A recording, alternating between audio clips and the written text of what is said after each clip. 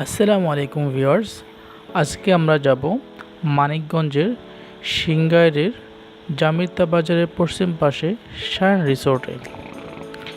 সেখানে কি কি ফ্যাসিলিটি, কি কি সুবিধা অসুবিধা সব কিছু আমি আপনাদের সাথে শেয়ার করব এবং সাথে থাকেন, পুরো ব্লগটা এনজয় করেন। আশা করি ভালো লাগবে।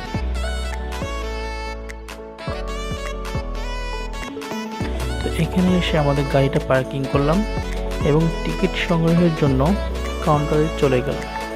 তো এখানে আপনাদের টিকিট মূল্য ধরা হয়েছে, অ্যাডাল্ট যারা তাদের জন্য হচ্ছে 100 টাকা করে এবং বাচ্চাদের জন্য কোনো টিকিট দরকার হয় না। তো আমরা এখানে যেহেতু 4 জন আসছি, তো 2 জন হচ্ছে অ্যাডাল্ট আর 2 জন হচ্ছে বাচ্চা, তো আমরা 2টা টিকিট নিয়েছি।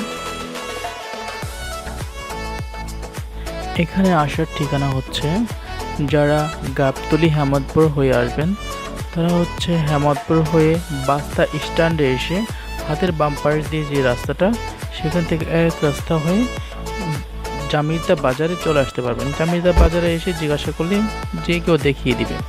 এবং যারা মানিকগঞ্জ হয়ে আসবেন তারা হচ্ছে জয়মন্টপ সিঙ্গার স্ট্যান্ড পার হয়ে জয়মন্টপ স্ট্যান্ডে এসে হাতের ডান পাশ দিয়ে যে রাস্তাটি গিয়েছে সেখান থেকে সুন্দর মতো চলে আসতে পারবেন। রাস্তাটা খুব ভালো, নতুন রাস্তা হয়েছে, কোনো ভাঙাচোরা নেই।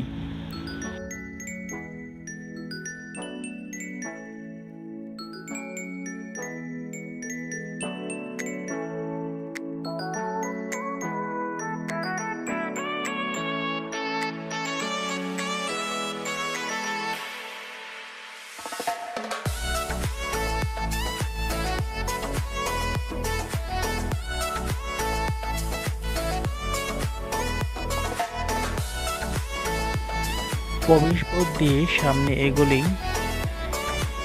সর্বপ্রথমেই আপনার সামনে পড়বে সুন্দর একটি পানির ফোয়ারা।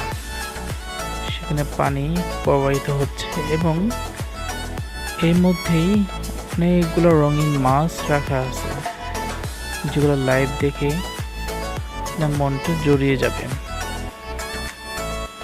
খুব এনজয় করতে পারবেন। মাছগুলো খুবই কালারফুল, বেশ বড় বড় অনেকগুলো মাছ। এদিকে ছেলে মাকে খুশি হয়ে ফুল উপহার দিচ্ছে।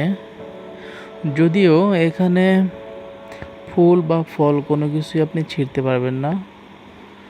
কোনো কিছু যদি ছিঁড়েন তো সেক্ষেত্রে আপনার 500 টাকা জরিমানা বিধান রাখা হয়েছে। এজন্য এখান থেকে কেউ এসে ভুল করেও ফল বা ফুল কোনো কিছুই ছিঁড়বেন না। কারণ সামনে দেখাবো আপনার অনেকগুলো বাগান আছে, যেগুলোতে আপনার অনেক সুন্দর সুন্দর ফল ধরে আছে।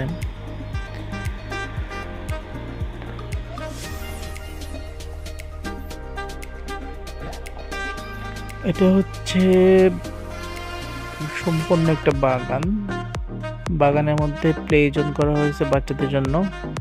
আর এদিকে হচ্ছে বড় বড় কিছু পাখি,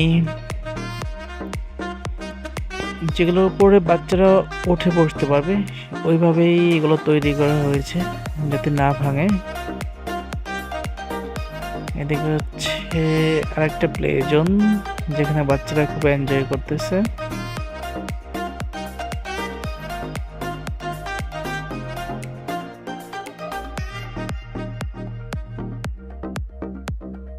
এদিকে একটা বাঘ রাখা আছে। সবগুলো প্রাণীর উপরে আপনি উঠে বসতে পারবেন, ওইভাবে এগুলো বানানো হয়েছে যাতে বাচ্চারা উঠে বসতে পারে এবং ওরা যেন একটা এনজয় করতে পারে। আর পরিবেশটা এতটাই সুন্দর বুঝতে পারবে না এগুলো কৃত্রিম কোনো জিনিস রাখা আছে কিনা। পুরোটা একটা ন্যাচারাল বাগানের মতোই তৈরি করার চেষ্টা করছে।